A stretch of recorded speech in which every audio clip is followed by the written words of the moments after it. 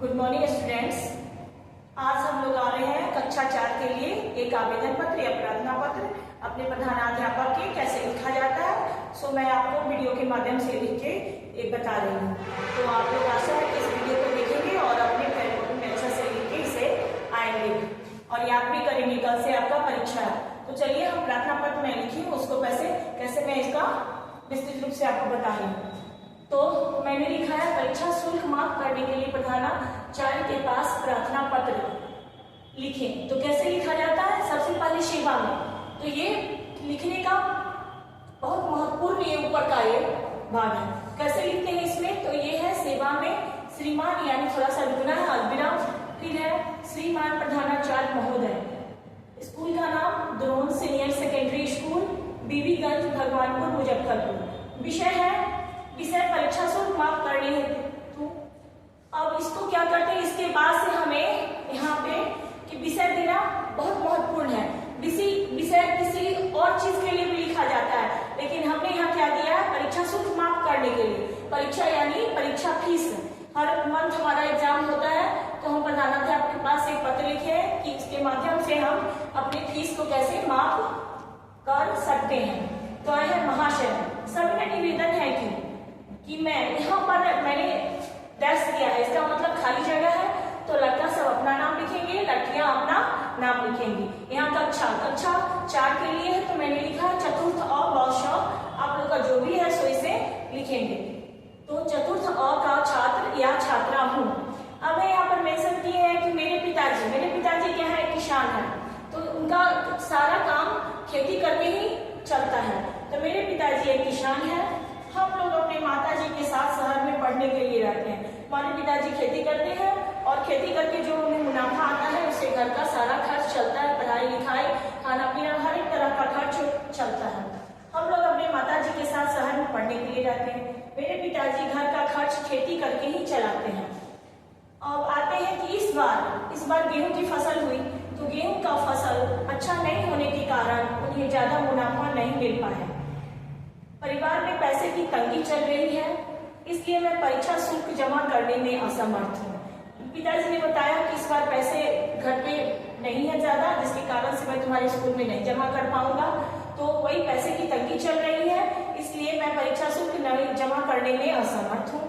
अतः श्रीमान से प्रार्थना है कि मेरा परीक्षा शुल्क माफ करने की कृपा करें, ताकि मैं परीक्षा दे सकूं और अच्छे नंबर से पास कर सकूं। तो ये हमारा हुआ कि परीक्षा शुल्क माफ कैसे कराया जाता है। उसके बाद फिर आते हैं लास्ट में है हमारा, तो लास्ट में है मैं श्रीमान का सदा आभारी रहूंगा। लड़का सब लिखेगा रहूंगा और लड़कियां लिखेंगी रहूंगी। आपका आज्ञाकारी छात्र यानी लड़का और छात्रा यानी लड़की। अब आते हैं इसका, यहाँ पर जिस दिनांक को देना, जिस डेट को देना है, वहां पर ये डेट को हमने मेंशन किया है। तो ये लिखेंगे और उसके बाद में आएंगे नाम, अपना नाम लिखेंगे, कक्षा लिखेंगे, क्रमांक लिखेंगे। क्रमांक यानी रोल नंबर। ये रोल नंबर अ व श आपका जो भी है, ये कक्षा अ व श लिखेंगे और जो भी रोल नंबर है उसका सही अपना लिखेंगे। और कल से ये वीडियो बनाया जा रहा है, कल की पुनरावृत्ति हो रही है, क्योंकि सारा ये क्लास में आपका ऑफलाइन के माध्यम से सब करा दिया गया है। ऑनलाइन के माध्यम से मैं आपको ये आज लिख के बता रही हूँ कि आप लोग इसे याद कर लोगे, लिखोगे और याद कर लोगे। अब आते हैं मैं आपका थोड़ा सा कि पूरे हिंदी के बारे में ले लूँ, हिंदी व्याकरण और हिंदी भाविका। तो भाविका से आपको पाठ 3 और 4 से आपका प्रश्नोत्तर है, शब्दार्थ है और फिल इन द ब्लैंक्स ये, और खाली जगह को भरे, सही पे सही गलत का निशान लगाए, ये सब आपको पार्ट 3 से लिया गया। पार्ट 3 में ही है आपको समानार्थी शब्द और विलोम शब्द, ये उसी पार्ट 3 और 4 से लिया गया है। और हिंदी व्याकरण में हमने पढ़ा था, हिंदी व्याकरण पढ़ेंगे पार्ट 6 से। पार्ट 6 में है आपका शब्द के बाद है संज्ञा के बाद पढ़ाई थी वचन, उसी में है वचन, लिंग,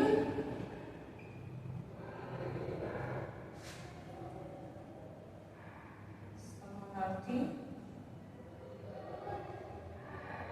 शब्द, विलोम शब्द। ये आपको हिंदी व्याकरण में है। व्याकरण में क्या क्या याद करेंगे? तो व्याकरण में याद करना है शब्द किसे कहते शब्द कितने प्रकार के होते हैं, संज्ञा किसे कहते हैं, संज्ञा कितने प्रकार के होते हैं, जो आपको मैंने सारा आपकी कक्षाओं में मैं सबको करा चुकी हूँ कि ये सब याद कर लेंगे अपने फेयर कॉपी से। वचन किसे कहते हैं, वचन कितने प्रकार के होते हैं, लिंग किसे कहते हैं, लिंग कितने प्रकार के होते हैं।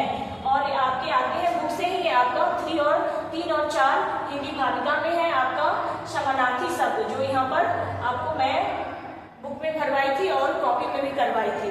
और विलोम शब्द उसी में है आपका 3 से 4 चैप्टर में आपका ये दिया गया है। तो समानार्थी शब्द मैं कुछ लिख रही हूँ, आप उसको अपने से लिख लेंगे। इसमें है सबसे पहले था आँख। आँख का होता है समानार्थी या पर्यायवाची, मैंने बताया कि दोनों एक ही होते हैं।